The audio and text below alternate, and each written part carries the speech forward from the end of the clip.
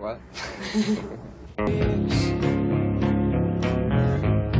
So many people would be expecting me to talk about, to be writing about the last 2 years and our past experiences with, you know, drugs and having a new child and all the press coming down on us and stuff like that. I decided to just use experiences from books and other stories instead of even dealing with my life. You know, I mean, there's a little bit of my life, personal things in it, but for the most part, it's just it's very unpersonal, you know, impersonal, you know, and I think that'll be a surprise to a lot of people. I think the general consensus was that the album may not sell as much, and so they were concerned with that, you know, but they never ever once put any pressure on us. They just basically told us their feelings and their thoughts of what they thought of the record, you know. Most people don't like the record, you know. A lot of my friends don't even like the record. Oh, yeah? Yeah. But, do you like the record? I love it. I think it's great. Chris and Dave and I, all three of us are totally excited about it. We've achieved exactly what we've been wanting to achieve for the last 2 records. This is the sound that we've had in our heads that has never been able to transfer. You know, as I expected, before I started doing heroin, I realized that I knew at the beginning that it would become just as boring as marijuana does, you know. Like all drugs, after a few months, it's just as boring as, you know, breathing air, you know. So I just don't want to try. I've always lied about it because I didn't want to influence anybody, you know. I didn't want anyone to even consider the thought of doing drugs because it's really stupid. You know? There's nothing more embarrassing than a group of people walking up to you and shaking and clamoring and you know, and praising you like you're some kind of fucking god or something. It's embarrassing.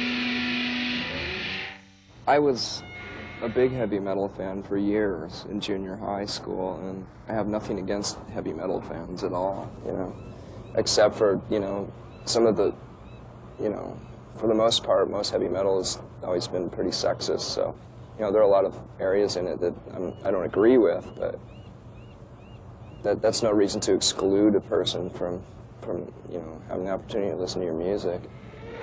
It might be nice to eventually start playing acoustic guitars and be thought of as a singer and a songwriter rather than a grunge rocker, you know? Because then I might be able to take advantage of that when I'm older and sit down on a chair and play acoustic guitar like Johnny Cash or something, you know? And it won't be a big joke, but who knows? When we play live, we lack a lot of things because I have to concentrate on so many different areas at once, you know? I've always lacked in any kind of participation or any kind of feelings with the audience, you know what I'm saying? Like, I can never really, because I'm concentrated on my guitar and I have to remember the lyrics and I have to remember to push these little buttons down on my fuzz pedals and stuff, and I have to sing and all this stuff, and it you know, it just confuses me. I can't chew gum and walk at the same time, so I'm expected to do like 6 things at once. And so just adding another guitar player is totally a relief. It just really helps. It's great. And we got this guy, Pat Smear, who's in the Germs. To tell you the truth, I would rather just quit my band and join Hole, you know? But only because when I have played music with them, there's a level of connection that's a little bit higher than with anyone else that I've ever played with. It's amazing. It's something that's totally satisfying for Courtney and I, but completely unrealistic because we're already so intertwined with each other, and, you know, most people don't even think of the band Nirvana anymore. They think of Kurt and Courtney, you know, and it's just too much. It gets in the way. People would overlook the music and look into other things, you know, and it just wouldn't be taken seriously enough. So I'd like to someday, but as of now, I couldn't see anything for the next 5 years or so. We still jam together every once in a while. It's a sad situation. I really wish we could just join bands. You know? The pleasure I get out of it is knowing that many people like the music, you know. But I was validated beyond any expectations when we were playing in clubs, you know. Just to have that many people, just to have 50 or 100 people say that, tell you that they like your music is fine enough with me, you know. So I've never been afraid of any kind of failure. We like to change with every song. Like every song, I'll twiddle my knobs and turn them into a different sound. So I just don't like to repeat things. I'm kind of passive-aggressive in a way, you know. We don't confront one another if we're pissed off at each other. We just let the other person know that we're bothered by something that they've said, and then just forget about it, you know. It's really the only way to work with somebody.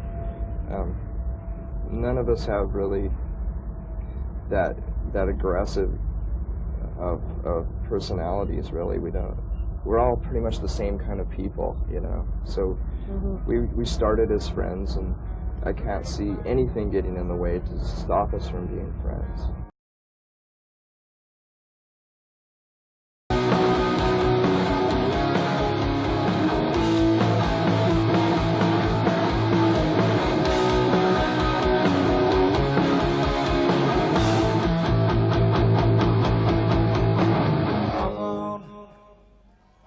Warm milk, laxative, cherry flavored, fantastic.